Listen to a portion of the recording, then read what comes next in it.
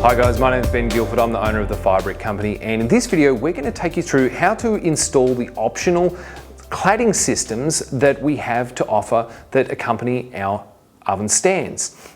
We have them in a range of heights and material types, and so we're going to take you through how to install those and how to finish them.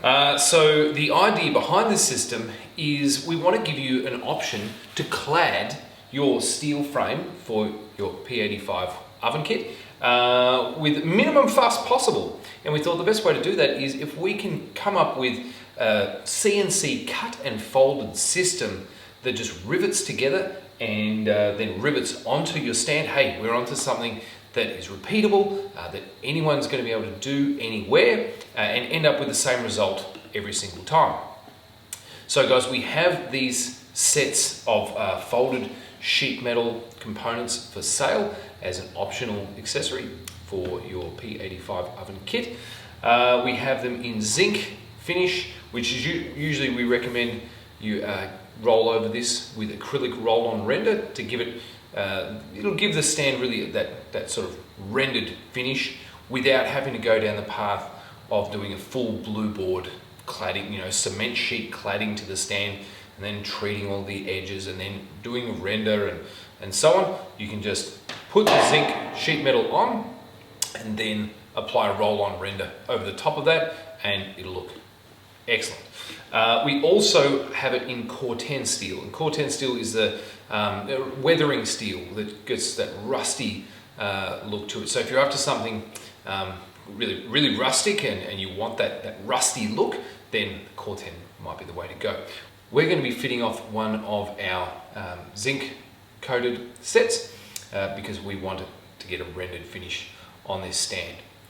So basically the system comes in a bunch of pieces that you're going to put together, and I'm going to show you how to do that now. The first step is to get your tools together. So in order to do this, you're going to need a drill with a 5mm drill bit. 5.5mm drill bit would be fine as well, but 5 to 5.5mm drill bit, nice and sharp. You're going to need some clamps. I've got some quick grip clamps. I've got some just normal G clamps here. Either is fine. You're going to want a few of those to help hold the pieces on while you're putting the rivets in. Then you'll need yourself a rivet gun. We provide you with the rivets, so you don't have to worry about that side of it. Now, rivet gun. These are very common, they're not particularly expensive, and this will do the job for you. It is, you will be working fairly hard with a hand operated one, but it will do the job. So don't worry, you don't have to go out and buy a fancy pneumatic rivet gun. Although, if you're looking for an excuse to buy a new air-powered rivet gun, these are amazing and are worth every penny. I love this thing so much. Anyway, so we're going to take you through the process nice and slowly and just show you how to identify each component so that you can put it together. So the first step is to actually install the wood box. So we're going to assemble the wood box, which is going to go in behind me here, and we're going to then slide that into place.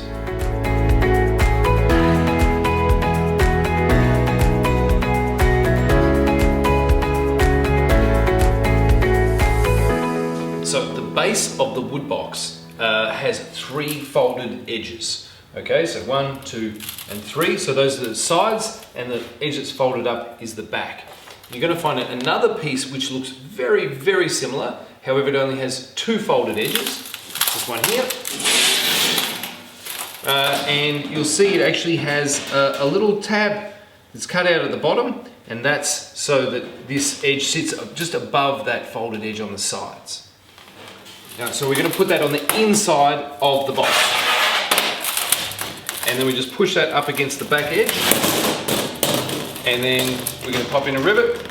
I like to do the rivets from the inside. Technically, you could do them from the outside, but then you'll see the mushroom head of the rivet on the inside. I prefer to see it, I prefer to have it on the outside so I don't see it. I can just get to see the nice face of the rivet. All right, so we got the back on, we put our 3 rivets in along the base. So now we're going to put the sides in. So again, they're going to sit on the inside of these folds. And how you identify those pieces, they're the smallest pieces in the set.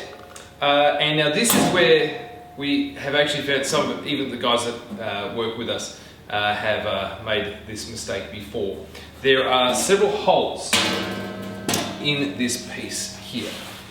So down one edge you'll have 3 small holes. On another edge you have the same 3 small holes, and then on this edge here you have 3 sort of oval holes, like elongated holes. On the top edge there's no hole in the middle here. Okay, so that's the top. The bottom has holes in it, the top no holes. That's sort of the way to make sure you don't accidentally put it upside down. Okay, but the key thing is to have the elongated holes facing the open side of the box. You don't want to point those to the back, you want to point those to the front. So we have this piece going in here, and you'll see before you put any rivets in, you'll see very quickly that you get these 3 holes down this face will all line up, and the 3 holes along the bottom will line up. Okay, so I'm going to throw the rivets into those, and then I'll do the same thing on the other side. Our wood storage box is assembled, so it's pretty quick and easy. I mean, particularly if you have a pneumatic rivet gun, it does make life a bit easier, but don't worry, you can get these rivets in with your normal rivet gun without a problem. So we've got it assembled, now we just want to slide it up into our frame. This is a job for 2 people if you have 2 people available. You can do it by yourself, but it is a job that it's kind of heavy. Just be aware also that these edges can be quite sharp, so it does make sense to wear gloves, because the last thing we want to hear is that someone's hurt themselves. So make sure you're wearing the right safety equipment, so safety glasses, hearing protection, and some gloves when you're moving these panels around.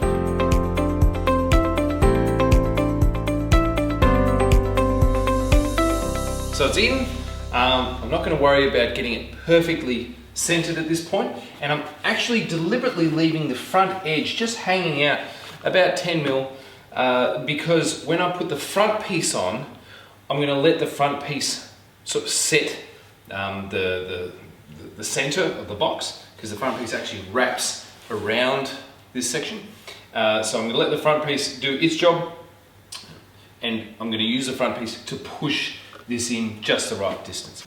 So this is the front. Now it's fairly easy to pick the top edge. In fact, from here on in, you'll be able to pick the top edge of all of the remaining components by the fact that they actually have a folded top edge. So the top edge is actually folded back on itself, so that I'm never ever going to cut myself on that edge. And we've got a continuous zinc coating all the way over that edge, which means it's going to stand the test of time. It's not going to rust on us. Okay, so that's how you're going to tell the top. So you're looking, it's called a hemmed edge. So you're looking for that hemmed edge. Now these 3 sections, actually 4, these 4 pieces here are folded in, and we want these to be visible. So we're going to make sure that these end up on the inside of the box. They're not going to go around the outside of it. So this is the point at which you want to get your clamps. So I want to clamp this face against the steel that's behind it. I don't want to drill it on and rivet it if it's sitting out. I want it pressed in hard against that steel. Now before we do that, so I'm going to put a clamp up here and another one down low, same on the other side. You want to check your gap to make sure that this section is actually sitting even on the stand. We actually build in quite a bit of tolerance, so it's about 1 millimeter on each side of tolerance into the folding of these, which doesn't sound like a whole lot, but if I've got it sitting hard to the left, well then I'll have, you know, a couple of millimeters gap on this side and nothing on this side. So we basically just want to even up that gap before we do it. Okay, so we're all clamped in place, so this is sitting nicely against the steel frame that's behind it. So the first thing we want to do is put in our rivets in these 3 holes here and these 3 holes here. And that's just going to connect the box to the front face. So I recommend that you start at the top. Now you may notice that this is loose, so it'd be necessary to actually hold it in. Just take this out for a second.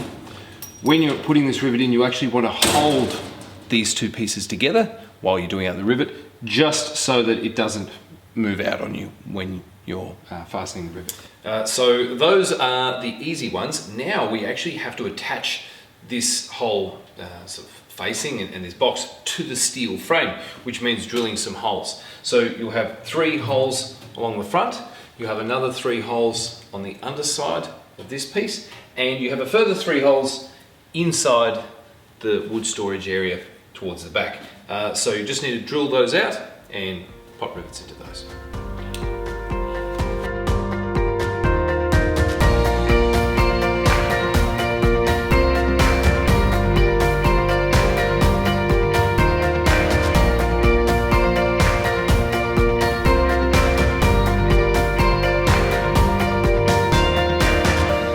Now that we've got these rivets in along the bottom and the inside here, we can actually take these clamps off, and we're going to use them up here just to make sure that this front edge is pulled in nice and hard against the steel frame.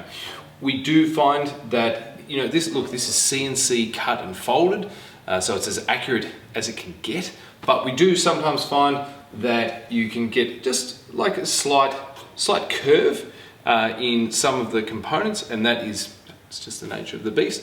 But if you pull it in nice and tight, you'll pull a lot of that curve out. Now, to be honest, even if you do have like some small flex in some of these panels, you're really not going to see it once you get it all complete. The whole sort of the finished product will look fantastic, even if you do find there's just a couple of little imperfections in the straightness of the material.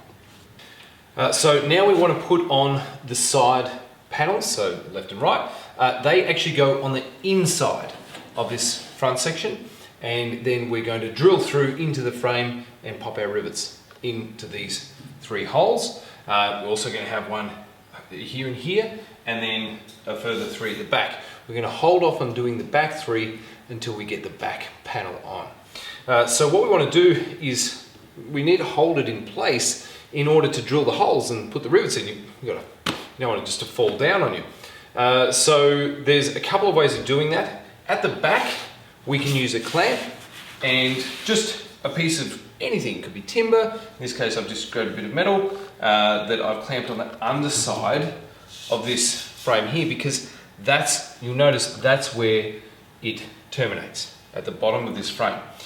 All right. Actually, truth be told, it actually stops about 2 millimeters above the bottom of this frame. The idea there being that if one day you want to move this, let's say you're moving house and you want to take the oven with you, you can slide a pallet jack or forklift tines underneath this from the front or the back or the left or right, and when you lift it, you won't actually hit the cladding, you'll just be hitting the frame, which is nice and strong, it can handle that. But if the cladding was sitting below this edge, well, then you'd damage it when your pallet jack came up against it. So what we've got here at the front is just a bit of 90 by 45 timber. So that's going to be almost the perfect height to hold the front edge. And I've got the clamp at the back edge, and I'll probably just put some little packers on here. It can be cardboard, it can be some bits of plastic, something just to raise that up to the right height for us.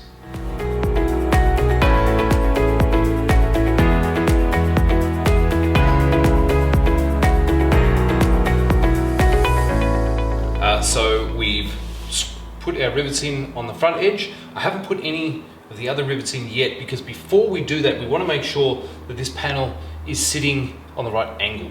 And to do that, I've got my support here, that bit of steel that I clamped to the underside of that beam, but I want to pack it up slightly, because if I just leave this panel sitting on that, that means it's sitting at the exact same height as the bottom of this beam, which means maybe when you put a pallet jack under it, you might just grab it. And so we want it to sit above that. So you want to pack it up by about 2 millimeters. So you might have some plastic, you might actually have packers. If you do, great, use those. I have used a toilet roll.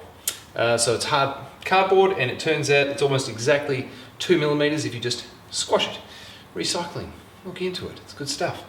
All right, so we've got that there. So now I'm confident that this panel is sitting where I want it to. And I can just check that actually, even just by running my fingers along this edge, or actually looking to see that it's sitting the same height above the bottom of this beam on this end as it is on that end. So now that we've got that in position, I can put in the rivets on this side. I actually said there was one. I lied. There's two here. So there's one here, one here, one here, and one here. So we're going to put those in now, and we'll leave these for last when we put the back panel on. So now for the last panel, which is the back's pretty easy to identify. It's got two large folds. Again, we want the hemmed edge to be on the top. Something I didn't mention before, you might be wondering, oh wait, the side panels, is there a left and a right? No, they're exactly the same. You use them left or right, they're completely symmetrical. So the folds are going to go on the outside of our sides here, just in the same way as the front. Those folds came around the outside of the surface. You also notice I put in our clamps with our supports, and our little packers are ready for me to sit this on. So I can just drop this on top, and then I can adjust the packers until the hemmed edges are nice and flush with each other. So just like with the front panel, the back panel has actually got a built-in tolerance on each side. So we don't fold it to be the perfect size, because then if for some reason maybe your stand is a fraction wider than the design size, then this will just never fit. So we actually have designed it to have a bit of tolerance on the left and right.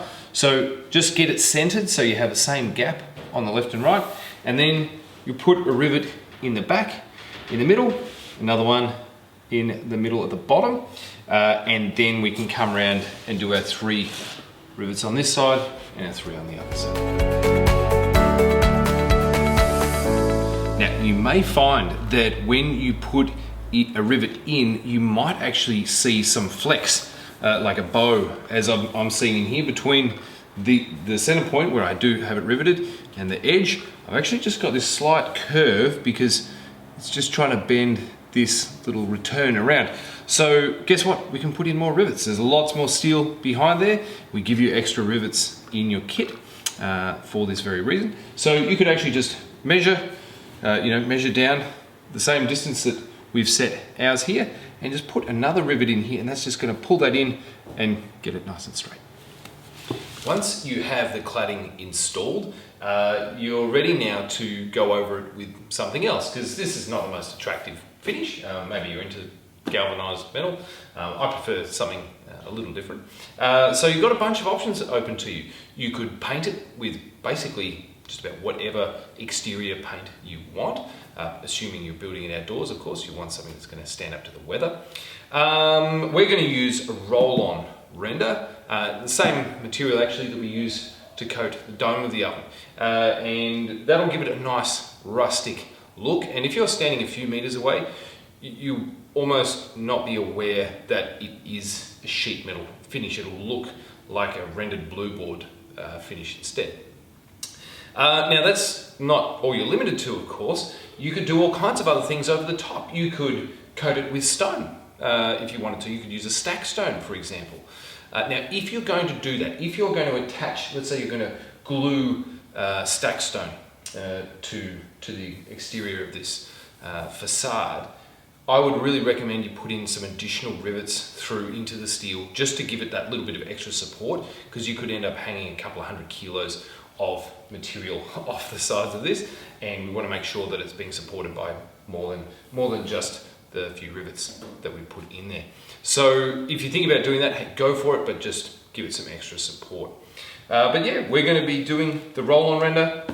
We've got lovely ironstone color here, and if you want to know some tips about how to apply the roll-on render, we've actually done a whole video on that already, which there's a link to in the description, so check that out. But you'll want some render, you want a roller, brush, and just some masking tape to just mask off the areas that you don't want the render to end up on.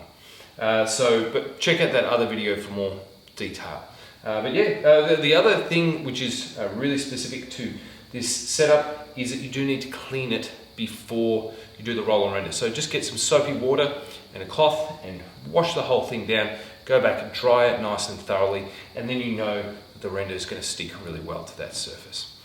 The other thing that I will mention, and it is really covered in the other video, is you need to allow 48 hours of good weather after the render goes on. That is to say, you do not want this render to get wet for 48 hours after it's applied. If it does, it'll just all crinkle up and basically come off, which is really not ideal. So make sure when you put this on, you know that you have at least 48 hours of good warm weather ahead of you with no rain forecast, so that it gets a chance to set properly. Once it's set, no problem. You can get rain on it all day long. But before that, we really need to allow it that time to set.